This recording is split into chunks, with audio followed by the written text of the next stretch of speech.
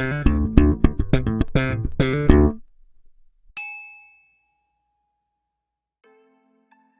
and welcome to another whiskey review with me, the Whiskey Novice. We are in Ireland with Method of Madness. We are in Cork, just outside of Cork. What is Method of Madness? Method of Madness is a micro distillery within the old silent distillery of Midleton. Their new distillery opened in the mid-70s, a much more modern thing. If you ever do a tour of the Midleton Distillery down just outside of Cork, it's the old silent distillery, wherein lies Method and Madness, a smaller micro distillery, experimenting with different grain cereals and different woods. That's pretty much what Method of Madness are. So this one, the Method of Madness, is a single malt.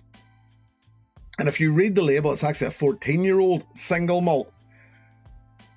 Why they wouldn't put that on the label? I mean, a better example to actually put an age statement onto something I never... Did they produce that 14-year-old single malt? I don't know. I've read things that says that they did. I don't know. I didn't think they were going long enough to be producing a 14-year-old single malt. Even at that, Midleton Distillery themselves don't really produce malt whiskey. It's pot still and grain whiskey that Midleton Distillery tend to do, but Method and Malt being a micro distillery, they do. So this is matured in ex-bourbon casks and enhanced, they say, with French Limousin oak.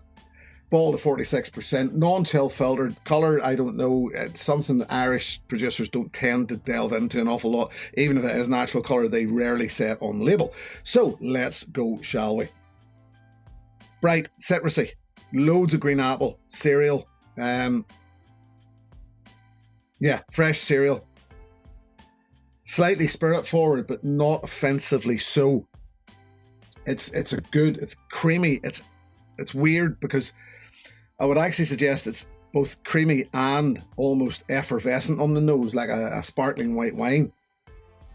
It's a very good nose. It's one that I would almost, if I were nosing this blind, I would have suggested it was actually a pot still, because there's this really creaminess about it. But it's all of those brighter, fresher green apple and citrus notes that are making that effervescence about it, in my opinion.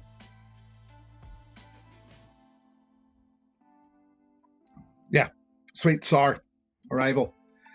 Once again, citrus, green apple, sparkly, bright, clean, creamy, very much so.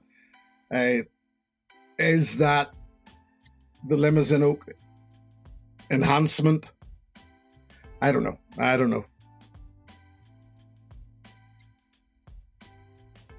But whatever's doing it, it works for me. It's so clean. There's a nice oakiness in there without it being over so. It's just clean and bright and sparkly. And there's a nice white chili, I'm going to say actually chili, I was going to say white pepper, it's not, it's chili lime finish on it.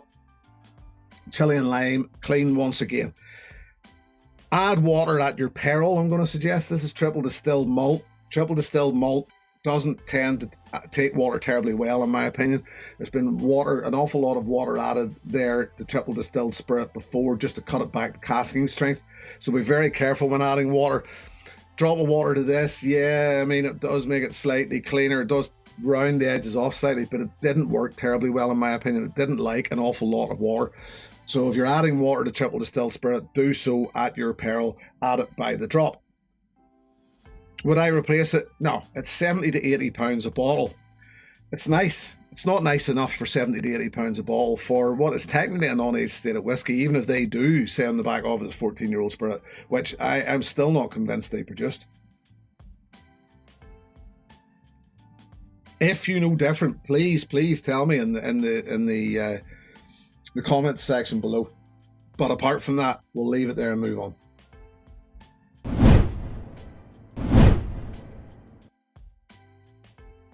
Yeah, I do like it. But I just don't like the price. I wouldn't replace it simply because of that price. What would I buy as an alternative? Well, I'm actually going to throw one out to you here. Connacht, and it's the Connacht No. 1. It was their first release. This is around the £55 a bottle mark. And to me, it's equally as good a single malt from a new distillery who, to me, I would rather put the money in Connacht's pocket as I would in Method and Madness IDL Pernod Ricard's pocket. That being said, I believe Connacht, I could be wrong here now, but I believe Connacht might have sold recently, and I'm not sure who to, but I've used this Connacht number 1 for an awful lot of tastings recently, and I'm actually very impressed by it. As a single malt of their own stuff, I do quite like it. So there, going to leave it at that. That was short and sweet. Thank you very much for joining me. Thank you very much to my patrons. Should anybody wish to show the channel a little more support and join that group, the details are in the video description below. I'll be back next time. I hope you can join me. Until then, look after yourselves, and here's to your good health. Cheers!